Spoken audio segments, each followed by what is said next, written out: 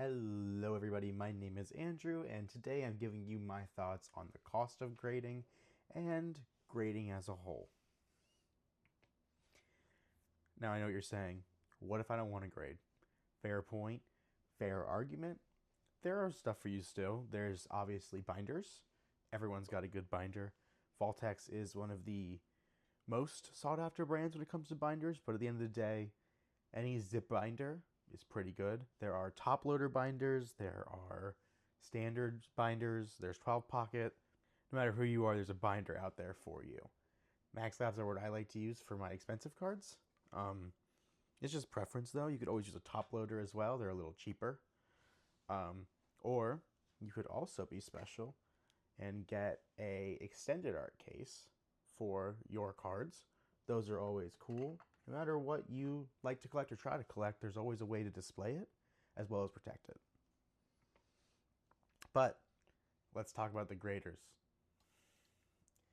We have typically people talk about the big five. There are, I would say, 6 to 7. AGS is kind of a wild card here. They're one that's been discussed somewhat when you compare and talk about tag. They were before tag when it comes to automated grading. I've never really used them or really seen them, but they are an option. But let's talk about going from top to bottom. PSA is obviously the big dog, and they are most well known for that red label. Every PSA slab's going to have it. Does not matter if it is the best looking card in the world or the worst looking card in the world. Every PSA slab label is the same.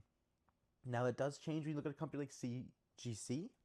CGC has their standard labels, which is the one on the left here, or their pristine labels. People have started to argue that a pristine CGC 10 should be worth more than a PSA 10, and I think in some cases it has been true, especially in the One Piece market. But you are seeing some people shift out of PSA just due to the scandals and go towards a company like CGC where it's actually a little cheaper to get a card graded, which we'll go over. But also after that pristine black CGC label. Let's talk about Beckett. Beckett has the original black label, one of the better looking labels and the most high valued label. If your card got a Beckett black label, it is a perfect card and it is worth the most amount of money. Beckett also has normal labels. You'll see a lot of One Piece guys chasing that black label or sending it off to a Beckett just to get the 10. If it doesn't get a 10, more often than not, they crack it, send it to PSA. On to Tag. Tag is obviously who I grade with the most. Tag is just transparent. I love it. But also, they have that little QR code there that you scan, takes you right to the dig report, shows you what's wrong with the card. Tag also has a new one. I believe it's a pristine label. I just couldn't find a picture of it. Moving on to SGC, right here in Boca, my local. They are known for what's called the tuxedo slab, which is the white in the middle, the black all around the card. Classic looking slab. They are most well known for obviously sports. But they're decent looking slabs. On to Ace, the European market when it comes to grading, created by a Pokemon YouTuber named Randolph. They are most well known for their art labels, you'll see here on the right, versus their standard label on the left. You pay a little more for that art label, but it does really look cool when you look at the cards.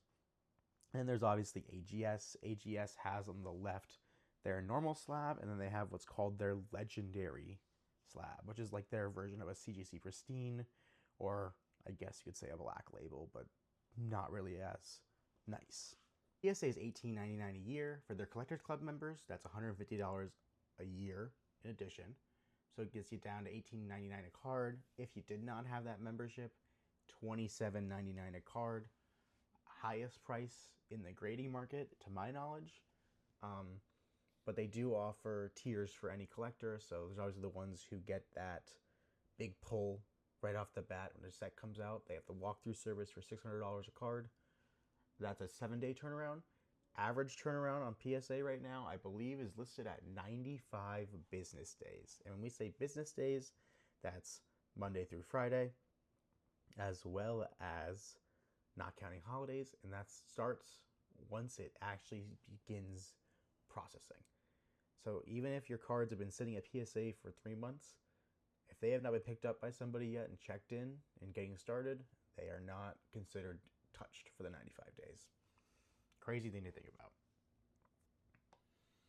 CGC is actually one of the lower ends. $15 a card at a 40-day turnaround. You can see why a lot of collectors are moving in that direction. Obviously, you can do jumbo cards with CGC, and they also do, I believe CGC is the one that does error cards. So it's interesting. Even if it's 25 card minimum at $15 a card, that's really not a bad value, especially at 40 days. It'll be interesting to see how many more people switch to CGC from PSA going forward. Beckett. Beckett is top dog for One Piece collectors as well as some Pokemon collectors. Obviously, they've been acquired by PSA, so a lot of collectors have actually started kind of looking away. But at $15 a card before subgrades, $18 with subgrades, it's not the end of the world, not the worst. Turnaround time's 45 business days, not that bad. Still not a bad option to go with. From what I understand, Beckett has really terrible customer service, though. So, to each their own. Tag, the company I go with, at $19 a card, not the worst. But if you want that 1,000-point score, you are able to do $22 a card with the option to upgrade, or $39 a card with it included. At 45-day business time turnaround, not bad at all. I've seen people get their orders in less than 2 months, which is kind of crazy. But at the end of the day, I think at least the transparency is the good reason to go with Tag, as well as the price isn't the worst.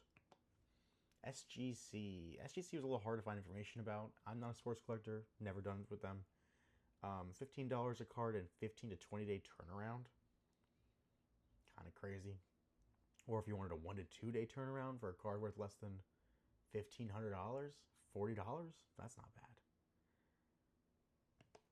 Ace Grading, our sister across the pond.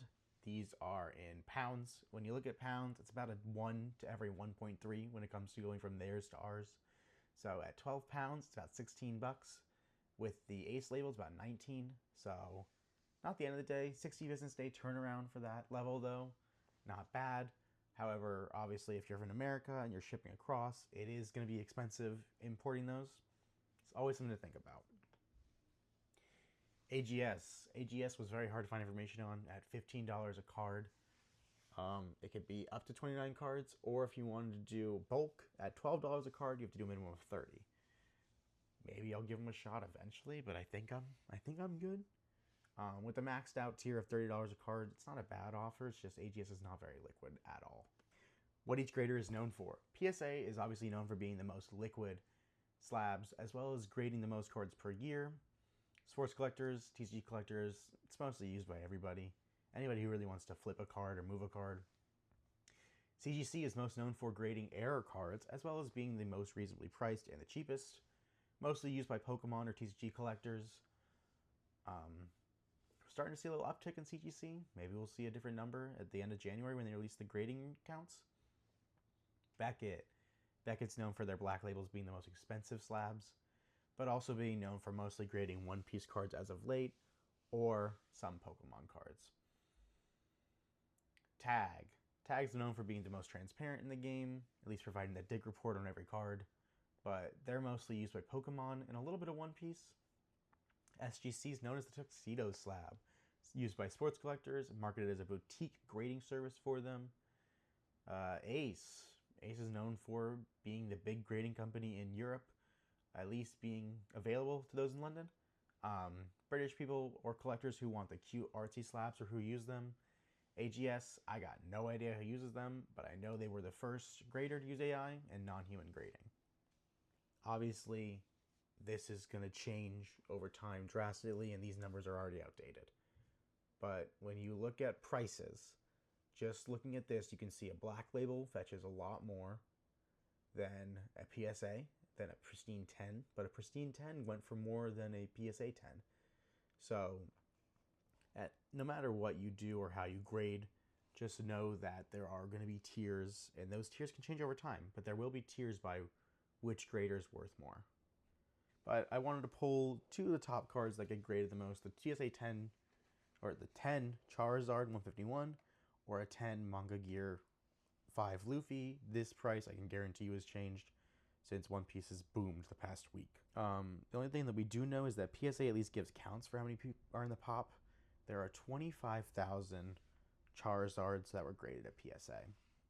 Now, the biggest thing that hit me and that I really wish people thought more about is that of those 25,000 that were graded by PSA, how many of those could be a black label just in a PSA slab, or a pristine 10 in a PSA slab?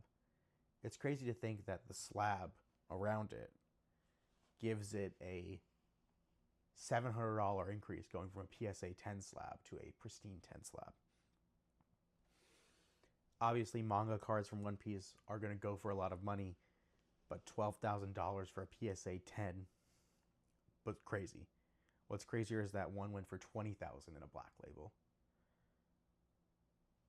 Get your bag, sell your cards if you want, keep them if you want. I would never pay that price personally, but people who have the money can do whatever they want with it. That's the beauty of collecting. My thoughts on grading. Grading is one of the best ways to protect your cards because it does encase them in a slab. Is it worth the cost? I think yes, but I've only graded cards that I either love, that I see value in the future, that I want to protect, but also cards that I want to display.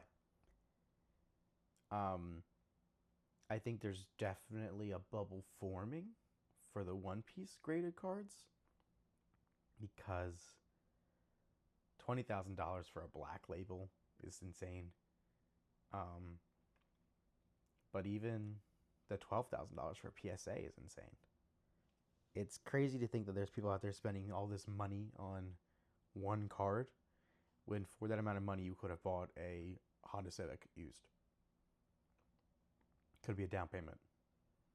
Could be a semester in college. It's baffling to think about. Predictions for 2026, especially when it comes to grading. PSA will still be king.